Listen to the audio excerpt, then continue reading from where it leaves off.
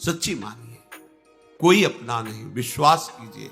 अज्ञान के कारण आपको लग रहा है कि मेरा बहुत प्यार करने वाला, बहुत सुख देने वाला मित्र है, पिता है, परिवार है, ये भ्रम है। आगे चलकर जब आप विवेकवान बनेंगे तो आपको खुद दिखाई देगा कोई आपको नहीं चाहता। सब अपने देह भाव से युक्त होकर सुख की आकांक्षा से मोह में बंधे हुए डोल रहे। प्यार करना तो केवल प्रभु ही जानते हैं, प्रीति की रीति रंगीलो ही जाने। प्रेम का क्या स्वरूप है प्रभु जानते हैं। तो प्रेम प्रभुमय है और प्रभु से ही हो सकता है, और प्रभु ही प्रेम करना जानते हैं। यहां तो सब स्वार्थ, राग, मोह, आसक्ति, कामनाओं के वशीभूत होकर प्रियता दिखाना, ये सब नाटक माया का चल रहा है। तो पहला लक्षण है शरणागत भक्त का अपने प्रभु का नित्य निरंतर अनन्य भाव से भजन करना। दूसरा है अपने प्रभु के ही भाव में संपूर्ण विश्व को देखना। जिधर मैं देखता हूं मेरा प्रीतम ही है, दूसरा कोई नहीं। अखिल विश्व को अपने आराध्य देव के रूप में देखना। तीसरा है, मैं जितने भी कर्म हो रहे हैं देख रहा हूं कि इनमें मैं कहीं करता नहीं हूं, मैं एक यंत्र हूं, मेरे प्रभु मेरे हृदय में बैठ करके करा रहे हैं। चौथा, मेरे प्रीतम से बढ़कर त्रिभुवन में कोई वस्तु, व्यक्ति, स्थान, पद, प्रतिष्ठा नहीं है। इसकी भी व्याख्या हो चुकी। इसकी पहचान तभी होगी जब आपको कोई वस्तु, व्यक्ति, स्थान मिले और प्रभु का भजन न छूटे तो समझो कि प्रभु सर्वश्रेष्ठ हुए। अगर भजन छूट गया, प्रभु की स्मृति छूट गई और उस वस्तु, उस व्यक्ति, उस पदार्थ, घटना में आप आसक्त हो गए तो प्रभु छोटे हो गए, वो बड़ी हो गई। प्रभु से बढ़कर कुछ न मानना। पांचवा, हर समय प्रभु मेरे साथ हैं, ये दृढ़ विश्वास रखना। दृढ़ विश्वास और हैं, बिल्कुल पक्की बात समझ लो, प्रतिपल है। जीवन में सहस्त्रों बार ऐसा प्रभु ने अनुभव कराया है। रूप कोई भी हो, होते वही है। इतना प्यार, इतना दुलार कि अगर 1 मिनट विलंब हो जाता तो घटना घट जाती। हजारों बार देखा उनका प्यार, उनका दुलार। वो उनको कहीं आना जाना नहीं, जहां आप हैं वहीं वो हैं। दृढ़ विश्वास होना चाहिए। देखो, दृढ़ विश्वास में ही भगवान का अवतार हो जाता है।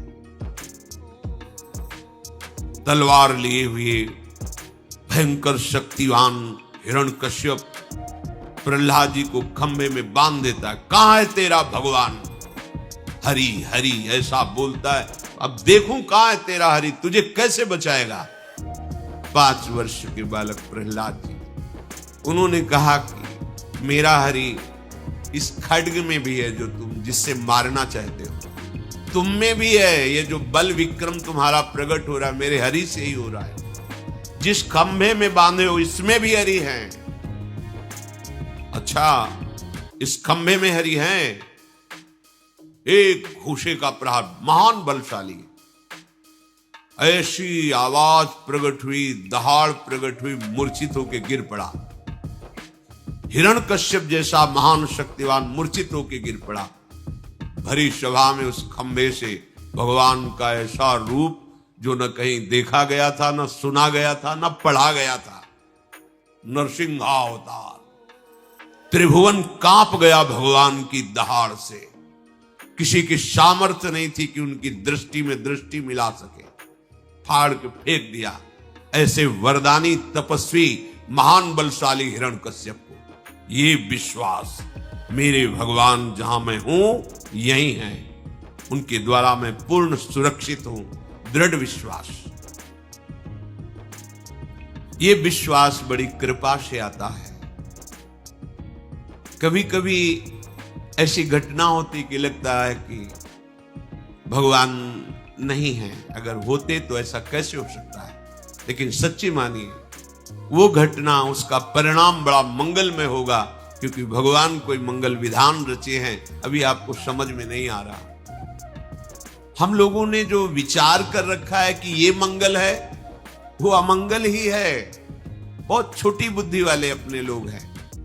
पर प्रभु ने जो मंगल विधान कर रखा है वो वास्तविक मंगल है। थोड़ी देर भले हमें परेशानी लगे, बाद में बड़ा मंगल लगेगा। जैसे कोई आंतरिक जहरीला फोड़ा हो गया हो और डॉक्टर के पास मां ले गई। डॉक्टर ने कहा बैठने की तो गुंजाइश नहीं है, अब तो इसका ऑपरेशन ही होगा।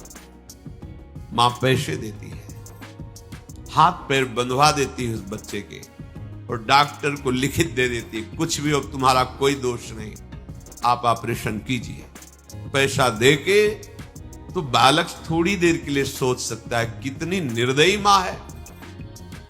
ऐसा बंधन, ऐसी पीड़ा पैसे देके करवा रही, पर वो अज्ञान के कारण ऐसा सोच रहा है। यद्यपि मां की संपूर्ण चेष्टा बालक को स्वस्थ और सुखी करने की है, ठीक ऐसे ही कोई प्रतिकूल भयानक विधान करके, उसमें हमको असमर्थ करके प्रभु कोई मंगल विधान कर रहे हैं।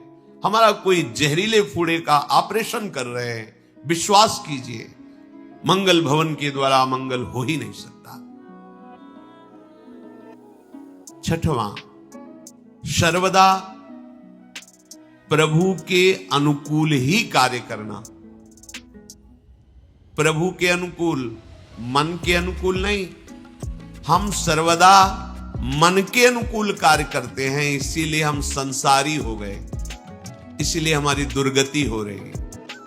यहां आदेश कर रहे हैं, शरणागत वही है जो श्री कृष्ण अनुकूल लेन, आराध्य देव के अनुकूल। तो आराध्य देव के अनुकूल क्या है? तस्मात् शास्त्रम प्रमाणम ते कार्याकार्यो व्यवस्थितौ।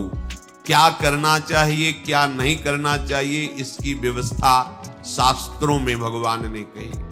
वो तो हमने पढ़ा नहीं, तो सत्संग सुनो, शास्त्र का सार आपको मिल जाएगा। जैसे दूध, फिर दही, फिर उसको जब मंथन किया गया तो मक्खन, फिर उसका घी। तो सत्संग सीधे घी है।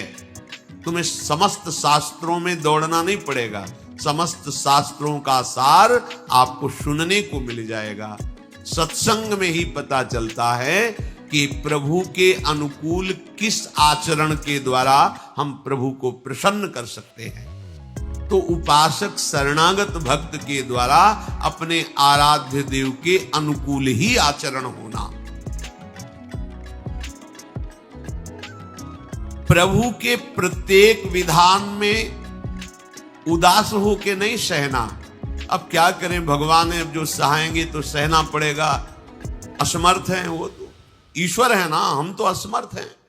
ऐसे नहीं, नहीं नहीं, कोई मंगल विधान मेरे प्यारे का है, ऐसा मानकर प्रसन्न होकर आई हुई विपत्ति, दुख, प्रतिकूलता को सह जाना, ये भक्त का कार्य है। ये बहुत कठिन है। प्रभु के प्रत्येक विधान में मंगल भावना करना बहुत कठिन है, पर जो क्रम से जिनकी साधना चल रही उनको कठिन नहीं। एक बार महाभागवत भगवत स्वरूप श्री जयदेव जी को किसी प्रेमी भक्त ने अपने यहां बुलाया। वैसे तो जाते नहीं थे, पर बहुत आग्रह करने पर उनके घर गए। बहुत ही भगवत प्रेमी महात्मा भगवत स्वरूप श्री जयदेव जी हैं। गीत गोविंद की महिमा ऐसी कि जहां गीत गोविंद का गायन किया जाए, श्याम सुंदर निश्चित वहां सुनने पधारते हैं। पद्मावती जयदेव प्रेम बस कीन्हे मोहन, अष्टपदी जो कहे फिरे तक के ताके गोहन। पीछे पीछे डोलते ठाकुर जी। उस भक्त के यहां गए, उसने अर्चना वंदना की, भगवत चर्चा हुई। अब वहां से जब जाने को उद्यत हुए तो उन्होंने कहा, महाराज मेरी बहुत प्रबल इच्छा है कि आपको हम कुछ